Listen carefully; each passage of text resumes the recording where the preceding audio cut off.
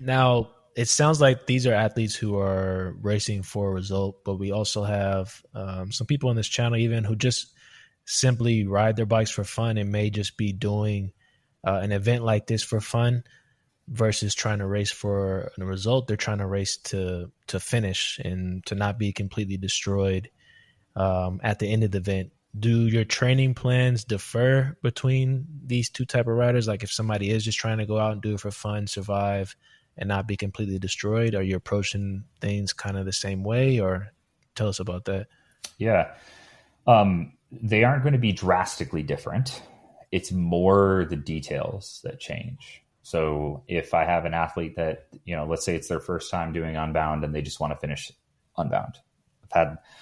I've worked with that type of athlete in the past, and it's a great venture to go down. And what that becomes is, instead of maybe focusing on, like, for example, with my pros, where I'm talking about, all right, I need you to have this level of fatigue resistance across this duration of time. So I need you to be able to hit within 5% of your all-time best power 8 hours into a ride.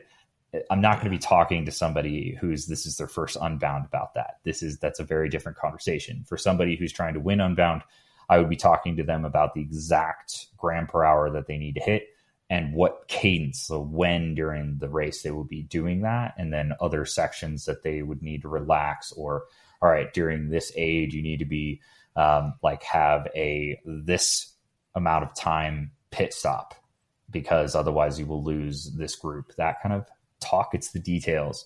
But with somebody doing it for the first time, or they're just wanting to complete it, or they're just wanting to have fun with it, it's more about how to get them to feel good when they're doing it. And training can be pretty detailed for that. Like, you can still do fatigue resistance work, but not to the same degree. You don't need to step it up to that. It's more like getting the 90% of the big bases covered before even caring to touch on the marginal gains or anything like that.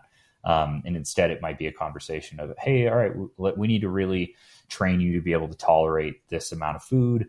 I need you to have a lot of variety so that you're able to have something that tastes good and feels good. And it's more of those kind of talks about enjoyment and how to tackle the plan in that way. And that doesn't mean you can't go hard in training. That doesn't mean you can't do detailed oriented work or optimized work, but it's just the approach changes. And it's also kind of that level of focus changes as well.